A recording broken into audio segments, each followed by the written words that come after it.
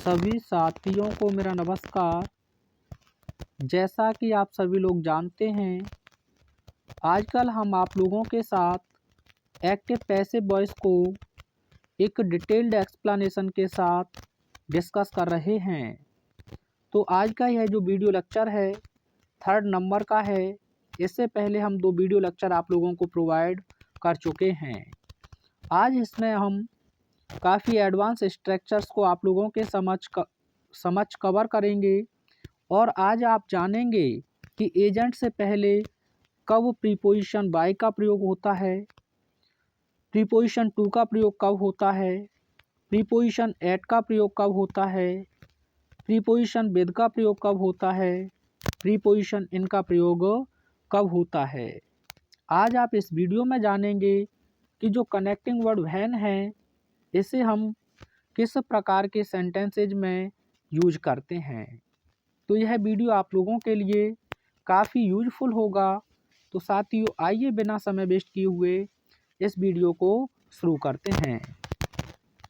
तो इसमें सबसे पहले आप प्रीपोजिशन बाय को देखेंगे और बाय को आपने बहुत अच्छे से पिछले वीडियो लेक्चर्स में पढ़ा है, तो शायद आपको कोई दिक्कत नहीं होनी चाहिए। जो प्रीपोजिशन बाय है, इसका यूज आप नेम ऑफ अ पर्सन के लिए करते हैं। किसके लिए करते हैं? नेम ऑफ पर्सन, यानी कि जहां आप टू का प्रयोग ना करें, विद का प्रयोग ना करें, एट का प्रयोग ना करें, अबाउट का प्रयोग ना करें, ऐसी स्थिति में आप बाय का प्रयोग करते हैं नेम ऑफ अ पर्सन के लिए। जैसे मैंने एक सेंटेंस भी लिखा है, ही रीड्स अ बुक, वह एक किताब पढ़ता है। तो देखें, ही है और यहाँ एक वर्ब है आपके पास में, रीड। तो प्रेजेंट इंडेफिनिट है, तो इसका पैसिव वॉइस बनाएंगे तो आप क्या कहोगे?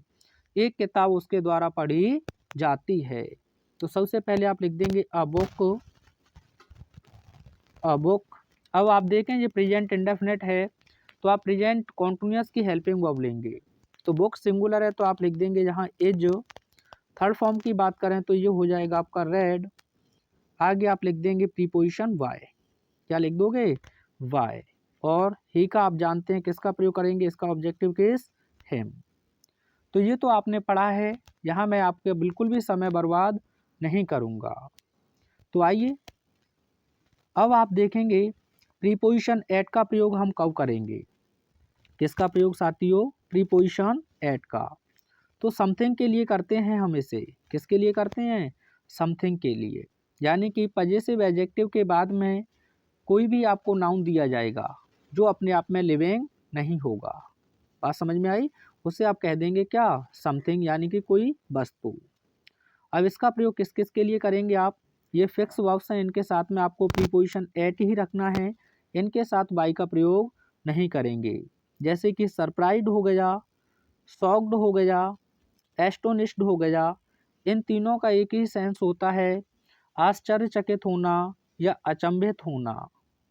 उसके अलावा अगला है आपके पास में verb disappointed, distressed, displeased, alarmed, etcetera etcetera.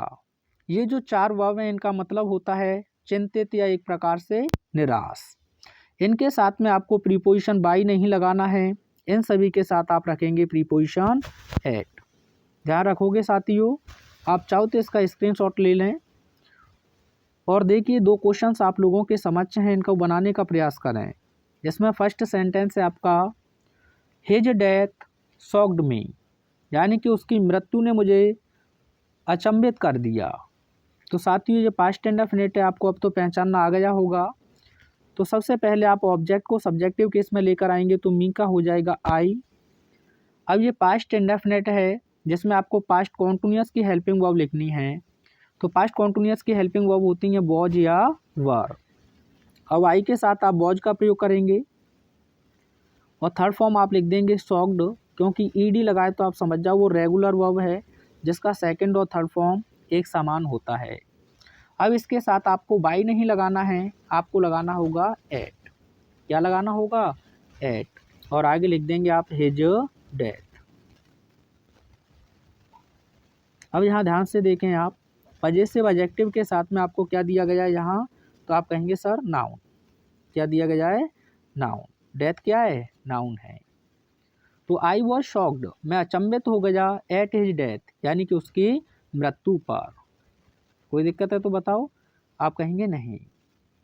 अगला सेंटेंस और देखिए, योर फेलियर हैज शॉक्ड मी, आपकी असफलता ने मुझे अचंभित कर दिया है। तो प्रेजेंट परफेक्ट है, आप देख पा रहे होंगे। तो मी को लेकर आएंगे आप सब्जेक्टिव केस में, तो आई। अब आप जानते हैं आई के साथ हम हैव का प्रयोग करते हैं, और आपने पढ़ा है कि हैज, हैव, हैड जहां हमें देखने को मिले थर्ड फॉर्म से पहले हमें बीन का प्रयोग करना है। किसका प्रयोग करना है? बीन का। थर्ड फॉर्म है ही आपके पास में, तो इसी को आप लिख देंगे शॉक्ड। अब इसके साथ आपको पता है प्रीपोजिशन किसका प्रयोग करेंगे, तो आप कहेंगे सर एट का, ठीक है। और आगे आप लिख देंगे योर फेलियर। तो फेलियर अपने आप में क्या है? आप कहेंगे सर नाउन। एक छोटा सा काम करो, फेलियर का मुझे नाउन फॉर्म बता दो, मैं खुश हो जाऊंगा। कमेंट करें, फेलियर का एंटोनियम्स बता दो। चलो नाउन तो है ही, वो एंटोनियम्स बता दो। और 3 एग्जांपल ये देखिएगा, बनाओ फटाफट से। हिज फेलियर डिसअपॉइंटेड मी, यानी कि उसकी असफलता ने मुझे निराश कर दिया। तो यहाँ फिर ले आएंगे आप मी को आई में। अब पास्ट इंडेफिनिट है, तो आप इसके साथ अभी मैंने बताया तो वॉज का प्रयोग कर देंगे। थर्ड फॉर्म है ही आपके पास में, तो आप लिख देंगे डिसअपॉइंटेड, डिसअपॉइंटेड। इसके बाद आप प्रीपोजिशन एट का प्रयोग कर देंगे डिसअपॉइंटेड के साथ, और आगे आप लिख देंगे हिज फेलियर। फेलियर का एंटोनियम सक्सेस हो जाएगा क्या? बताओ जरा मुझे, सक्सेस हो जाएगा कि नहीं हो जाएगा? यस या नो में आंसर दें। I was disappointed at his failure, मैं उसकी असफलता पर निराश था। कोई दिक्कत तो नहीं है ना? बनाओ आप नीचे वाले, हिज सक्सेस एंटोनिस्ड अस, उसकी जो सफलता उसने हमें अचंभित कर दिया। और हिज डिफीट डिस्ट्रेस्ड मी, दोनों के आंसर बनाओ। तो पहले अस को आप लेकर आएंगे तो बी हो जाएगा, वही पास्ट इंडेफिनिट है, पास्ट कॉन्टिन्यूअस की हेल्पिंग वर्ब बी के अकॉर्डिंग हो जाएगी वर। आगे आप लिख देंगे एस्टोनिस्ड, एस्टोनिस्ड, ठीक है। और आगे आप लिख देंगे at his success, his success, ठीक है भैया। तो we were astonished at his success. अब इसका आंसर आप मुझे कमेंट में सेंड करेंगे। आई होप 4 एग्जाम्पल से एट प्रपोजिशन आपका क्लियर हो गया होगा। आगे देखिए विद का प्रयोग आप कब करेंगे? तो विद का प्रयोग एक तो हम इसके लिए करते हैं, किसके लिए? नेम ऑफ अ टूल हो गया या इंस्ट्रूमेंट हो गया, ठीक है। जैसे मैं चाबी से ताला खोलता हूँ, तो चाबी क्या एक इंस्ट्रूमेंट है ना, तो विद का प्रयोग करेंगे। इसी प्रकार से कुछ ऐसी फिक्स वर्ब्स हैं जिनके साथ भी आपको एट का विद का प्रयोग करना है। वो कौन कौन सी हैं? प्लीज्ड हो गया, सेटिस्फाइड हो गया, डिसगस्टेड हो गया, चार्म्ड हो गया, थ्रॉन्ग्ड हो गया, लाइन्ड हो गया, इम्प्रेस्ड हो गया, एसेट्रा। इन क्रियाओं के साथ में आपको प्रीपोजिशन विद का प्रयोग करना है, ना एट का ना बाई का। ध्यान रखोगे, आप कहेंगे सर किस किस के साथ? प्लीज्ड के साथ, सेटिस्फाइड के साथ, डिसगस्टेड के साथ, चार्म्ड के साथ, थ्रॉन्ग्ड के साथ, लाइन्ड के साथ, और इम्प्रेस्ड के साथ, और एसेट्रा एसेट्रा। आप चाहें तो एक स्क्रीनशॉट ले लो और बनाओ। 2 क्वेश्चंस मैंने आपकी स्क्रीन पे लगा दिए हैं, जिसमें आपका फर्स्ट क्वेश्चन है माई बिहेवियर प्लीज्ड हिम, जो मेरा व्यवहार है उसने उसे खुश कर दिया या प्रसन्न कर दिया। तो पास्ट इंडेफिनिट आप सेकंड फॉर्म देख पा रहे होंगे, तो हिम को आप लेकर आएंगे सब्जेक्टिव केस में, तो ही हो जाएगा। पास्ट इंडेफिनिट है तो आप हेल्पिंग वर्ब ही के अकॉर्डिंग लिख देंगे वॉज। थर्ड फॉर्म है ही आपके साथ में क्या? प्लीज्ड, और प्लीज्ड के साथ हमने पढ़ा है क्या? फिक्स प्रोपोजिशन विद, ठीक है भाई।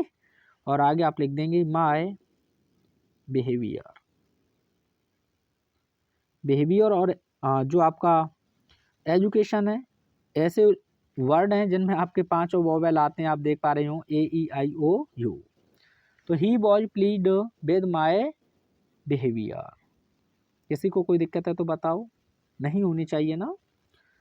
एक और सेंटेंस देखिएगा, what pleased you so much, आपको कौन सी बात ने इतना प्रसन्न किया। तो मैंने बताया आपको पिछले वीडियो लेक्चर में, बॉट ऑब्जेक्ट की तरह भी कार्य करता है और बॉट सब्जेक्ट की तरह भी कार्य करता है। आप देखें, बॉट सब्जेक्ट की तरह है क्योंकि इसके पास अपनी खुद की मेन वर्ब है। ठीक है भाई। तो शुरुआत में ही आप प्लीड की वजह से लिख देंगे प्रीपोजिशन विद और आगे आप लिख देंगे व्हाट। जैसे हु को आप बाई हुम में बदल देते हैं ना, इसी प्रकार से आप यहाँ व्हाट सब्जेक्ट की तरह कार्य करेगा तो वर्ब के अकॉर्डिंग प्रपोजिशन लगा देंगे। तो प्लीड की वजह से आपने क्या लगाया, विद, फिर लगाया आपने व्हाट। अब पास्ट इंडेफिनिट है तो वर के अकॉर्डिंग आप हेल्पिंग वर्ब लिखोगे वर, है ना। यू के अकॉर्डिंग क्या लिख दोगे, वर, और आगे आप सब्जेक्ट लिख देंगे यू, और थर्ड फॉर्म आपके पास है रेगुलर है तो प्लीड, और आगे आप लिख देंगे सो मच। ठीक है, ये बन के जा with what were you plead so much, है ना, प्लीड के साथ विद। आइए और भी एग्जांपल्स देख लेते हैं, कोई भी दिक्कत नहीं आएगी, ढेर सारे एग्जांपल्स हैं, आप देख पा रहे होंगे। Your work satisfies the officers, आपका जो कार्य है वो अधिकारियों को संतुष्टि देता है। देखें कैसा है ये आपका प्रेजेंट इंडेफिनिट। तो सबसे पहले आप लिख देंगे द ऑफिसर्स, द ऑफिसर्स। अब ये प्लूरल है, प्रेजेंट कॉन्टिन्यूअस की हेल्पिंग वर्ब लेंगे क्योंकि ये प्रेजेंट इंडेफिनिट में लिखा हुआ है। तो ऑफिसर्स की वजह से आप लिख देंगे आर। थर्ड फॉर्म आपने पढ़ा ही था अभी, सेटिस्फाइड, क्या पढ़ा था, सेटिस्फाइड। अब सेटिस्फाइड के साथ आपने प्रीपोजिशन पढ़ा है विद, बाई ना लगाएं साथियों, और आगे आप लिख देंगे योर वर्क। देखो कितना आसान है कि नहीं। The officers are satisfied with your work. किसी को कोई समस्या तो नहीं है ना। आगे के ये क्वेश्चंस हैं, इन्हें एक बार लगा के देखें। हर फेलियर डिसगस्टेड हर पेरेंट्स, यानी कि उसकी असफलता ने उसके माता पिता को निराश कर दिया। तो सबसे पहले आप लिख देंगे डिस्गस्टेड, ये इसका ऑब्जेक्ट है डिस्गस्टेड का, हर पेरेंट्स, सीना लिख दें हर का, गलती हो जाएगी नहीं तो फिर, है ना, गलती क्या गलता हो जाएगा फिर। तो आप लिखेंगे जहाँ हर पेरेंट्स, हर पेरेंट्स। अब प्लूरल है तो पास्ट इंडेफिनिट है, आप प्लूरल हेल्पिंग वर्ब लिख देंगे वर। ठीक है, और आगे आप थर्ड फॉर्म ये लिखाइए क्योंकि सेकंड फॉर्म है और ईडी लगाए तो आप समझ जाओ वो अपने आप में रेगुलर वर्ब होती हैं और रेगुलर वर्ब सेकंड और थर्ड फॉर्म में एक समान होती हैं। और डिसगस्टेड के साथ आपने क्या पढ़ा है, तो आप कहेंगे सर हमने पढ़ा है विद, और आगे हम लिख देंगे हर फेलियर, हर फेलियर। ये बन गया आपका passive boys. Her parents were disgusted with her failure. एक और सेंटेंस बनाओ, हर स्वीट सॉन्ग, उसका जो मधुर गीत है, चार्म द लिसनर्स, वो श्रोताओं को आकर्षित किया। तो ये भी आपका पास्ट इंडेफिनिट है, चार्म्ड के साथ आपने पढ़ा है क्या, तो आप कहेंगे सर बिल्कुल हमने पढ़ा है विद। तो सबसे पहले लिखेंगे द लिसनर्स, द लिसनर्स। अब ये प्लूरल है, पास्ट इंडेफिनिट आप देख पा रहे हैं, तो आप प्रेजेंट पास्ट कॉन्टिन्यूअस की हेल्पिंग वर्ब लिख दें वर। थर्ड फॉर्म यही हो जाएगा आपका चार्म्ड, आगे आप लिख देंगे with her sweet song, sweet song. ये बन गया आपका passive voice. The listeners were charmed with her sweet song. ठीक है भाई, दो सेंटेंसेज आप बना के देखेंगे। The students thronged the college hall, यानी कि जो छात्र हैं वो कॉलेज हॉल के अंदर भरे हुए हैं। और the passenger lined the booking window, जो पैसेंजर है उसने क्या किया, जो बुकिंग विंडो है उसे लाइन में लगा दिया। आओ अब इसके बाद हम टू की बात करेंगे। टू का प्रयोग कब करेंगे, तो जो नो है आपकी, नो माने जानना होता है, सेकंड फॉर्म इसकी न्यू होती है। ठीक है, थर्ड फॉर्म नॉन, जब पैसिव वॉइस बनाएंगे तो नॉन के साथ टू लगाएंगे, ऑब्लाइड के साथ टू लगाओगे, मैरिड के साथ टू लगाओगे, लिमिटेड के साथ टू लगाओगे। पैसिव वॉइस बनाने के लिए ध्यान रखना है, नॉन के साथ, ऑब्लाइड के साथ, मैरिड के साथ, लिमिटेड के साथ, इनके साथ टू लगाओगे। और फिलअप में आ जाए, पूछ लेता है पेपर, तो ईगर के साथ भी आपको टू लगाना है। अगर आपको ट्रू दे दे, क्या दे दे, ट्रू, तो ट्रू के साथ भी आप टू लगाओगे, लेकिन ये पैसिव में नहीं रहेंगे आपके साथियों, ठीक है। ये आपसे पूछा भी गया है ट्रू के साथ। तो देखिए ये सेंटेंस ही लगे हैं, बना के दिखाओ, मुझे बहुत अच्छा लग रहा है आप लोगों के साथ।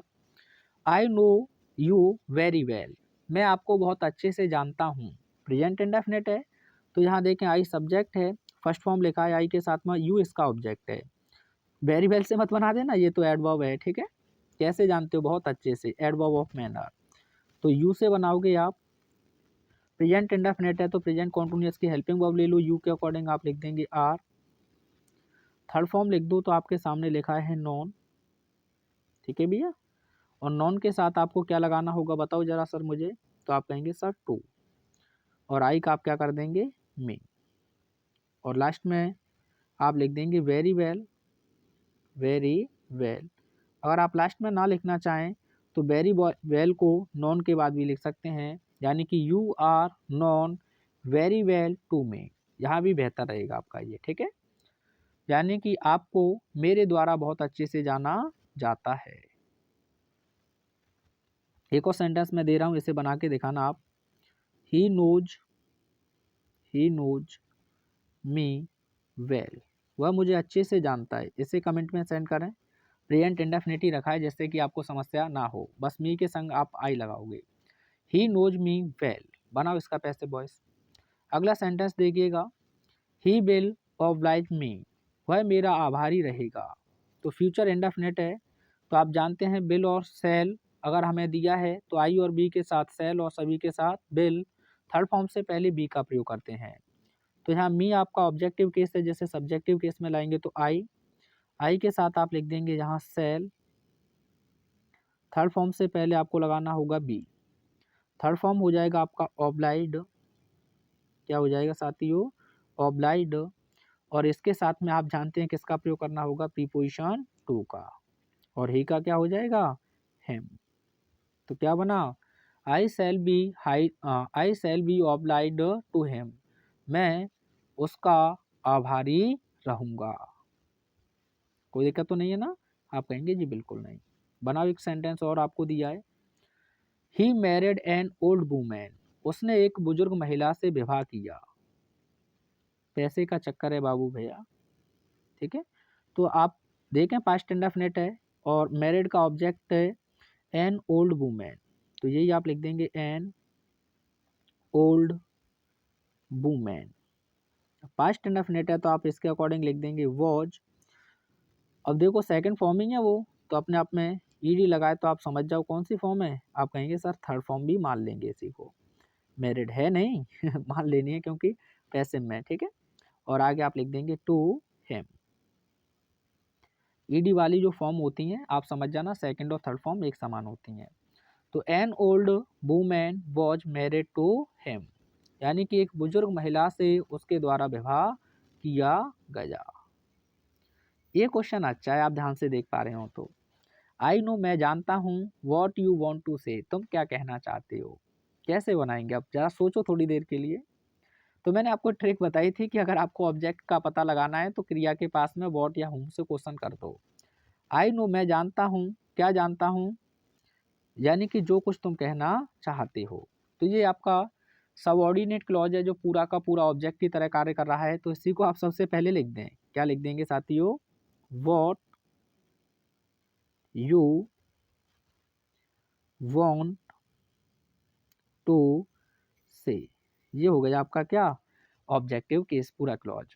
और क्लॉज जब भी आपको देखने को मिले तो वो सिंगुलर होता है, क्या होता है, सिंगुलर। तो आप हेल्पिंग वर्ब सिंगुलर लिख देंगे क्योंकि प्रेजेंट इंडेफिनिट है, तो आप लिख देंगे एज। थर्ड फॉर्म हो जाएगा नॉन, और आगे आप लिख देंगे टू मी।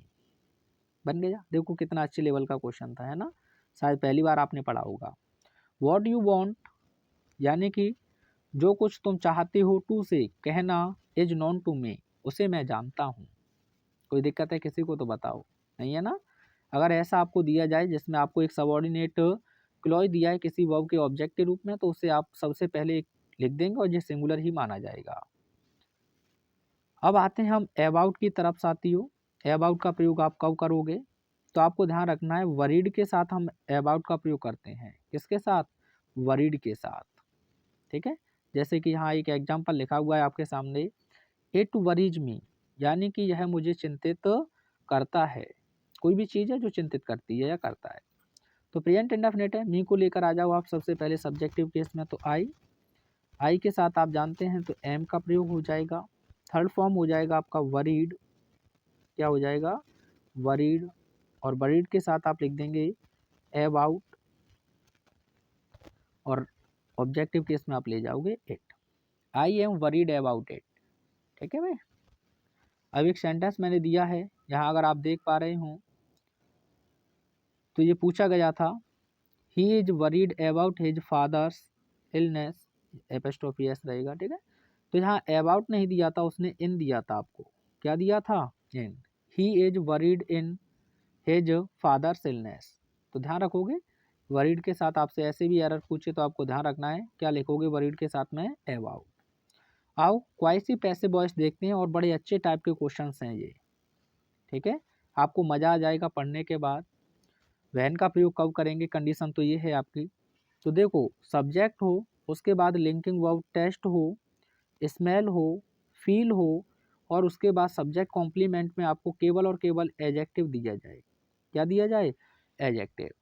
सब्जेक्ट कॉम्प्लीमेंट या तो आपका नाउन बनता है या नाउन को सब्स्टिट्यूट करने वाला प्रोनाउन, और यह हमेशा सब्जेक्टिव केस में रहता है। लेकिन हम यहाँ पैसिव वॉइस बना रहे हैं तो आपको ध्यान रखना है, जब आप इन वर्ब्स को हिडन कर देंगे तो आपको पता चलेगा जो सब्जेक्ट है वही आपका क्या होगा, उसके बारे में एडजेक्टिव लिखा होगा जो इसके बारे में एक्स्ट्रा इन्फॉर्मेशन देगा। लेकिन ध्यान रखना है यहाँ जो सब्जेक्ट होगा वो नॉन लिविंग होगा। कैसा होगा प्यारे साथियों? Non living. पता चले आप लिविंग का भी बना दें। किसका बना दें? लिविंग का। तो ध्यान रखना है यहाँ नॉन लिविंग सब्जेक्ट होगा निर्जीव, देहाती भाषा में। ठीक है, जैसे कि अगर आपको वो दे दे he is a boy, he is a boy, वह एक लड़का है। तो देखो यहाँ आप बॉय एक सब्जेक्ट कॉम्प्लीमेंट की तरह ही कार्य कर रहा है। एज को हिडन कर दें तो वह कौन है? लड़का है कि नहीं? तो आपको ध्यान रखना है कि लिविंग आपका डूअर ना हो। अगर ऐसा होगा तो आपको पैसिव वॉइस बनाने की आवश्यकता नहीं है, क्योंकि एज भी यहाँ लिंकिंग वर्ब है और ये भी अपने आप में यहाँ लिंकिंग वर्ब्स हैं। बात समझ में आ गई ना? अब जब आपको ऐसा स्ट्रक्चर दिया जाए तो आपको जो सब्जेक्ट दिया है सब्जेक्ट को लिखना है। या तो ये प्रेजेंट में हूँ तो एज एम आर आपने पढ़ाई है, पास्ट में हूँ तो वॉज या वर। उसके बाद जो सब्जेक्ट कॉम्प्लीमेंट दिया है वो लिख देना है। आप कहेंगे सर ये तो बहुत आसान है। सबसे पहले हमने सब्जेक्ट लिखा, उसके बाद टेंस के अकॉर्डिंग एज एम आर या फिर वॉज या वर, और सब्जेक्ट कॉम्प्लीमेंट लिखा। उसके बाद आपको लिखना होगा वैन। यहाँ ध्यान रखोगे भैया, क्या रखोगे? वैन। अब जो जो आपका सब्जेक्ट है सिंगुलर है तो आप एट का प्रयोग करेंगे, प्लूरल है तो आप दे का प्रयोग करेंगे, और जो हेल्पिंग वर्ब यहाँ रिपीट की है आपने एज एम आर या वॉज वर, उसे आप यहाँ लिख दोगे। और इसके बाद ये जो वर्ब्स आपको दी गई हैं इन्हें बदल देंगे आप थर्ड फॉर्म में, बन के तैयार हो जाएगा आपका क्या? Passive voice. एक बार और समझो, कोई दिक्कत ना हो आपको। एडवांस स्ट्रक्चर है ये। सब्जेक्ट को आपको सब्जेक्ट लिखना है, टेंस आपको देखना है प्रेजेंट में है तो एज रहेगा, यहाँ एम का तो कोई कॉलम ही नहीं बनेगा, या प्लूरल है तो आर रहेगा, एज या आर। और पास्ट में है तो वॉज या वर। उसके बाद जो सब्जेक्ट कॉम्प्लीमेंट दिया है ये आपको एट आई लिख देना है। यहाँ क्या किया आपने बताओ ज़रा मुझे? तो आप कहेंगे सर हमने बस टेस्ट, स्मेल और फील को देखकर एज आर का प्रयोग करना है या वॉज या वर का प्रयोग करना है सब्जेक्ट और टेंस के अनुसार। फिर आपको एक क्लॉज तैयार करना है तो अपनी तरफ से आप वैन लगाओगे। अगर ये सब्जेक्ट सिंगुलर है तो आप एट का प्रयोग करेंगे, प्लूरल है तो आप दे का प्रयोग करेंगे। और जो हेल्पिंग वर्ब यहाँ लिखी है आपने एज आर या वॉज या वर, इसी को आप यहाँ रिपीट कर देंगे। उसके बाद जो हमें ये वर्ब दी गई थी इन्हें बदल देंगे थर्ड फॉर्म में, बन के तैयार हो जाएगा पैसिव वॉइस। आओ देखते हैं एग्जाम्पल। जैसे हनी टेस्ट स्वीट, यहाँ मैं लिख लेता हूँ है ना एग्जाम्पल कोई। हनी टेस्ट स्वीट, यानी कि शहद मीठा होता है, लेकिन मधुमक्खी खा जाए तो फिर बताओ जरा। हनी टेस्ट स्वीट यानी कि शहद मीठा होता है। देखो टेस्ट है कि नहीं? आप कहोगे सर बिल्कुल, ये लिंकिंग वर्ब है आपके। हनी क्या है? शहद है, लेकिन नॉन लिविंग है। अब ऐसा तो नहीं है कि कहीं आप शहद खाने के लिए जाओ है ना? मधुमक्खी की तरह कभी शहद भी आपको काट ले, चल बे आ गया खाने, है ना? ऐसा तो नहीं है ना? तो आप देखें कि हनी के बारे में विशेषता बताई गई है, कैसा है ये? तो आप कहोगे मीठा। इसे हिडन करो, शहद कैसा है? मीठा। मीठा क्या है? शहद, है ना? तो ये वर्ब लिंकिंग वर्ब की तरह कार्य कर रही है। अब इसका बनाना है आपको क्या? Passive voice. तो मैंने क्या कहा, जो सब्जेक्ट दिया उस सब्जेक्ट को लिख दो, तो आप लिख देंगे हनी, कोई दिक्कत नहीं। प्रेजेंट इंडेफिनिट है तो आप क्या लिख दोगे? एज। यहाँ से एम को हटा दें, इसकी कोई ज़रूरत नहीं है, ठीक है। और यहाँ हमें लिखना है सब्जेक्ट कॉम्प्लीमेंट, तो आपके पास क्या है? स्वीट। यहाँ तक बताओ भाई, कोई किसी को समस्या है तो? सब्जेक्ट लिखा आपने टेंस के अकॉर्डिंग और सब्जेक्ट के अकॉर्डिंग हेल्पिंग वर्ब लिखी, एडजेक्टिव लिख दिया। अब आपको यूज करना है यहाँ वैन का, वैन। अब जो है हनी अनकाउंटेबल नाउन है, सिंगुलर है, तो आप लिख देंगे इसके लिए प्रोनाउन इट। और ये हेल्पिंग वर्ब रिपीट कर देनी है, तो आप लिख देंगे एज। और टेस्ट की थर्ड फॉर्म लिख देनी है आपको, क्या क्या लिख दोगे? टेस्टेड। ये बन गया आपका passive voice.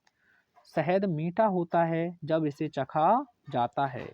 Honey is sweet when it is tested. ये बन गया आपका पैसिव वॉइस। स्क्रीनशॉट ले लो, और ये ढेर सारे एग्जांपल्स मैं आपको बना के दिखाता हूँ। यहाँ देखो, द रोज स्मेल्स स्वीट, यानी कि गुलाब की खुशबू मृदुल या मीठी होती है।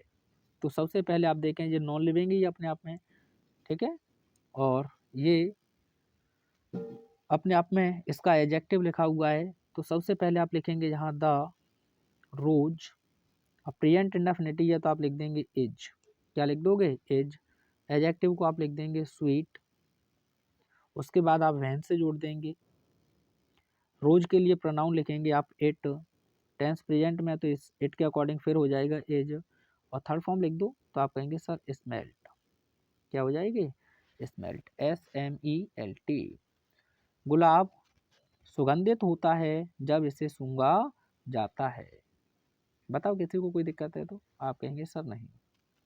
अगला सेंटेंस, कुनैन टेस्ट बेटर, यानी कि जो कुनैन होती है उसका जो स्वाद है बेटर होता है, यानी कि कड़वा होता है। मलेरिया वगैरह हो जाता है ना, उसमें दी जाती है। तो आप क्या करेंगे, यहाँ सबसे पहले लिखेंगे कुनैन। सिंगुलर है तो आप लिख देंगे इज। आगे आप लिख दोगे बेटर। Kunain is better.